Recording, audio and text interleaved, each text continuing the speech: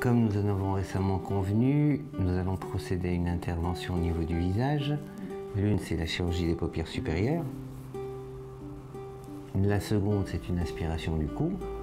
Et comme l'affaissement que vous avez n'est pas très important, il n'est pas tout à fait justifié pour vous de faire ce qu'on appelle un lifting cervico-facial, mais la technique des fils tenseurs peut améliorer significativement. D'accord ? Donc je vais vous examiner si vous voulez bien. Ensuite, on va vous préparer, je vais faire les dessins et on va procéder par ces interventions. On va commencer par les paupières, ensuite par l'aspiration et on finit par les fils tenseurs. Et ces interventions se font en général sous anesthésie locale et on va un petit peu procéder à ça, d'accord ?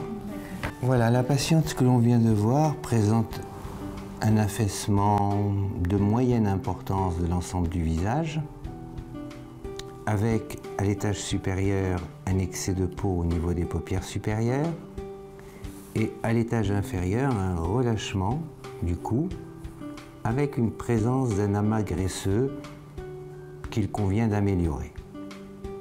Enfin, dans la partie moyenne, un affaissement qui s'objective par la présence des sillons nasogéniens et de ses plis d'amertume. L'intervention va consister à enlever cet excès de peau. C'est une blépharoplastie supérieure. Le deuxième temps, c'est d'enlever la graisse ici par une lipoaspiration.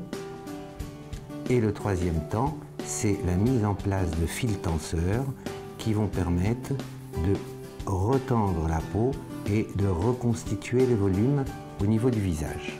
Voilà donc le schéma de l'opération que nous allons pratiquer. On retire cet excès de peau, on retire cet amas graisseux et on exerce des tensions verticales de part et d'autre et des tensions obliques sur la partie moyenne.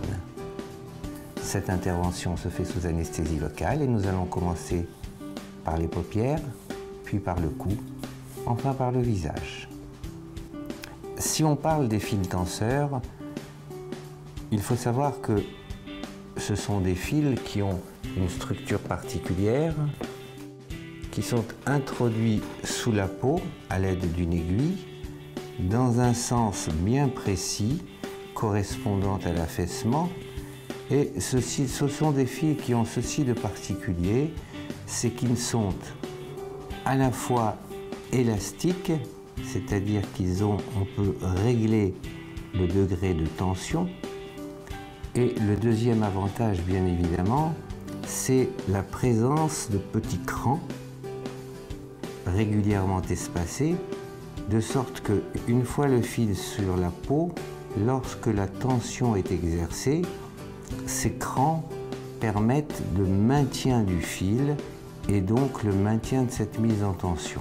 On peut comparer ça à des petits hameçons qui sont mis dans le tissu sous-cutané et qui permettent de tendre la peau dans le sens que l'on veut corriger. Par exemple, il convient de remonter dans ce sens pour reconstituer le volume de la pommette. Ici, par contre, il convient de retendre dans ce sens pour corriger les sillons nasogéniens et l'amertume, alors que ici, il s'agit de retendre dans ce sens pour mieux redéfinir l'ovale du visage.